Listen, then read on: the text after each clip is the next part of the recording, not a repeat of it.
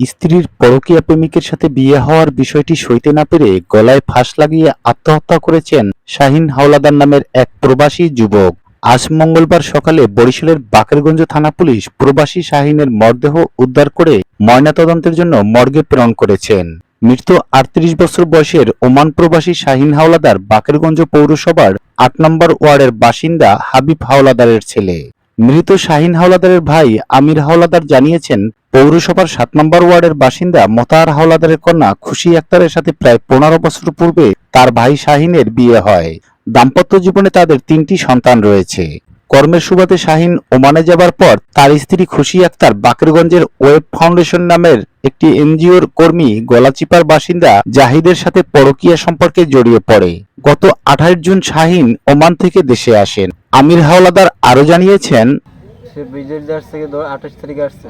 তার হালি এবং ভাইরা তারা ফোন দিয়ে আনছে আর কি। আমাদের বাড়িতে আসে নাই। যখন আসে সেদিন তার শ্বশুর বাড়িতে ছিল। আমাদের বাড়ি আসছে রাত্রে এসে ৫ মিনিট ছিল। ৫ মিনিট থেকে আবার চলে গেছে। চলে যাওয়ার পর ৩ দিন পর আমাদের বাড়িতে আসছে। ৩ দিন পর এসে আমার সাথে কান্দন লইছে পর আমার তো কেউ নাই, থাকবো আমি কই খাবো, কি করব। আমি বললাম যে আমরা তো আছি, আমার বাবা আছে, ভাই আছে, আমরা সবাই আছি, আমার ঘরে থাকবেন, আমার ঘরে খাইবেন। তারপর কয়েকদিন রইলো, বাইরে যাইতো আইতো। বিদেশ ভাই আমার শাহীন হাওলাদার বিদেশ থেকে আসছে শ্বশুর বাড়িতে রয়েছে। শ্বশুর বাড়িতে আমাদের বাড়িতে আসছে, তারপর আবার শ্বশুর বাড়িতে চলে গেছে। কালকে বিকেলে আমাকে বাড়ি থেকে চলে গেছে বাকেরগঞ্জ বা কোথায় গেছে আমরা সঠিক জানি না। তার ভাইয়ের বাসায় বিয়ে, তারপর মাইট দূর করে সইটই রেখে তারপর তাদের বিয়ে করাইছে। তারপর আমার ভাইয়ের শাহীন হাওলাদারের বউরে বিয়ে করেছে আর একটা ছেলের সাথে। তারপর রাস্তায় আসছে ১৫-১২টার দিকে আসছে বাড়িতে। ১৫-১২টার দিকে আসছে, তারপর আমাদের ভাত খাইতে বসে, ভাত খাই বললো যে তো ভাবি বিয়ে হয়েছে ভেবে। এই তারপর আর কিছু বলে না, তারপর শুয়ে রয়েছে। এই সকালে এই কাহিনী শুনি। সকালে সে গলায় ফাঁস দিছে। কোথায় ফাঁস দেওয়া পাইছেন আপনারা? ফাঁস দিছে আমাদের ভিটায়। কিসের সাথে? এই আম গাছের সাথে। আমরা এটার বিচার চাই, এটা আমরা কঠিন বিচার চাই এগুলো। সোমবার বিকেলে শাহীনের ভাইরা মনির হোসেন ফোন করে শাহীনকে বাকেরগঞ্জ বাস স্ট্যান্ডে নিয়ে মারধর করেছে জানিয়ে মৃত শাহীনের এই স্বজন জানিয়েছেন, বিদেশ থেকে টাকা পয়সা সব বউরি দিয়েছে, আত্মসাৎ করছে বউ। আর ঘরে যে ৫ ভরি স্বর্ণ আসলে হেডি নিয়ে গেছে, আর ঘরে যে মাল জিনিস আসলে সবই নিয়ে গেছে, ঘরে কিছুই নাই। তো কালকে ওই যে বিয়ের কথা বলছে যে ওই আমার নিয়ে মারছে, নিচে ওই বাইরায় শালি নিয়ে আর মারধর করছে, মারধর করে আর তাদের সই রাখছে। সই রেখা তারপর ওই কইছে সরা পড়াই দিছে ওই শাহীনের ওই খুশিরে বিয়ে দিয়ে বিয়ে দিছে জাহিদের সাথে। শাহীনের স্ত্রী খুশি ও ওই অবৈধ সম্পর্ক করছে, এই অবৈধ সম্পর্ক যার কাছে করছে তার সাথেই বিয়ে দিছে। শাহীন হাওলাদার আমার ভাসুর হয়। সে বিদেশ থেকে আসছে ২৮ তারিখে আসে। ৩ দিন শ্বশুরবাড়ি ছিল, ৪ দিনের দিন আসছে আমাকে বাড়িতে ছিল। তারপর কান্নাকাটি করছে, আমরা রাখিয়ে দিচ্ছি তারে, আমরা আসি না। তারপরে এই কদিন ছিল, কালকে সে সন্ধ্যার বিকেল টাইমে গেছে, তারে ফোন দিয়ে নেওয়া হয়েছে ভাইরায় আর শালী। ভাইরার নাম মনির হাওলাদার। হ্যাঁ, তার ভাইরার নাম মনির হাওলাদার। তারা ফোন দিয়ে নিয়েছে, ফোন দিয়ে নিয়ে তার কাছ দিয়ে জোর করিয়া ডিপোজিটের সই রাখিয়া তারপর জাহিদের সাথে বিয়ে দিয়েছে। বিয়ে দেওয়ার পরে আমার ভাসুরের মারধর করে তারপর আমার ভাসুরে আইছে। তারপর আমি ভাত দিছি, ভাত খাইছে। ভাত খাইয়া তারপর সে বলছে যে তোর ভাবির এরকমের বিয়ে পড়াইছে। বলছি কে পড়াইছে? করেছে যে আমারে ফোন দিয়ে নিয়ে তারা এরকমের জোর করে আমার মারধর করে তারা বিয়ে পড়াইছে।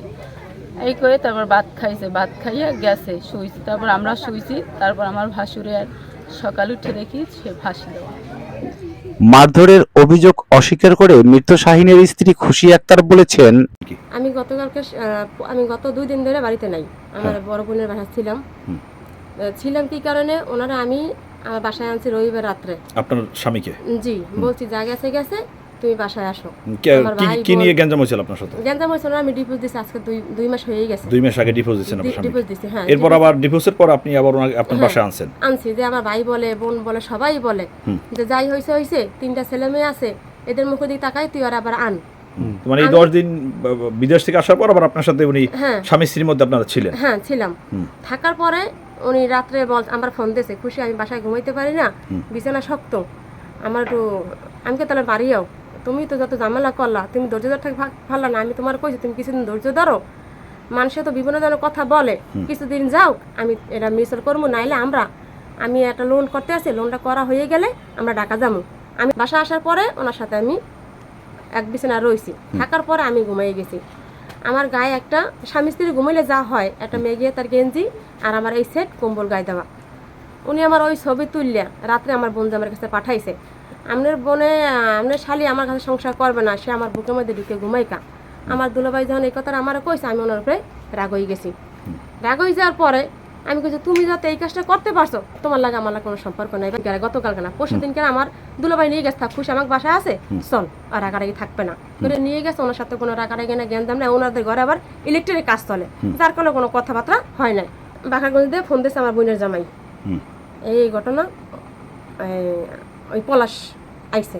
কে পলাশ? কোন পলাশ? ওই বেরে পলাশ, হাওলাদার। বাঁকড়াগঞ্জ চলো। বাবার নাম কি পলাশ? আব্দুল সত্তার। পলাশ আইসে কি বলে? পলাশ আসে, তোমার হাজবেন্ড বাঁকড়াগঞ্জ আমাদেরকে জড়ো করছে, তুমি এই মুহূর্তে চলো। কি বলে জড়ো করছে? তোমার হাজবেন্ড বলতেছে তোমার সাথে এক এনজিওর সাথে সম্পর্ক আছে। জি। আমি বলতেছি এনজিও গায়ে সম্পর্ক আছে, সে বললেই কি হয়ে, আমার যদি লোকের সম্পর্কই থাকে, আমি ওনার ডিপোজিটে 2 মাস, আমার 3টে ছেলে মেয়ে আমি নিয়ে আমি এইখানেই আসি। উনি একলা বলা তো হবে না, উনিদের কোনো প্রমাণ আমার দিতে হইবে। যাক গেছে, আমি ওই কইয়া বাসার থেকে পলাশ আমার নিয়ে গেছে। পরে ওইখানে যাওয়ার পরে আমার কইতেছে যে তুমি তো এই ছেলের সাথে সম্পর্ক করো, আমি সব খোঁজখবর পাইছি। আমি সম্পর্ক করি না, তুমি আমার এগুলো সমস্ত চাপাই দিতে আসো। আমি যদি সম্পর্কই করতাম, এই ছেলের বাপ মা আছে, ওরাটা পড়ানো ভয় আছে, আমার 3টে ছেলে মেয়ে।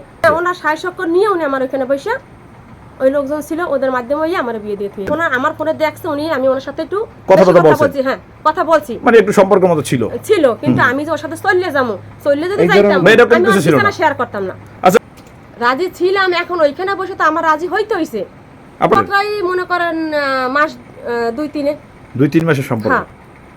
বাকেরগঞ্জ থানার ওসি তদন্ত মোহাম্মদ মোস্তফা আত্মহত্যার বিষয়টি নিশ্চিত করে জানিয়েছেন, খবর পেয়ে শাহিনের মরদেহ উদ্ধার করে ময়নাতদন্তের জন্য মর্গে প্রেরণ করা হয়েছে। উল্লেখিত অভিযোগের বিষয়ে তিনি জানিয়েছেন, বিষয়টি তদন্ত করে দেখা হচ্ছে। আত্মহত্যার প্ররোচনার সাথে কেউ জড়িত থাকলে তাদের বিরুদ্ধে আইনগত ব্যবস্থা গ্রহণ করা হবে। বরিশালের বাকেরগঞ্জ থেকে জিয়াউল হকের পাঠানো প্রতিবেদনে স্মার্ট সংবাদ নিউজ ডেস্ক।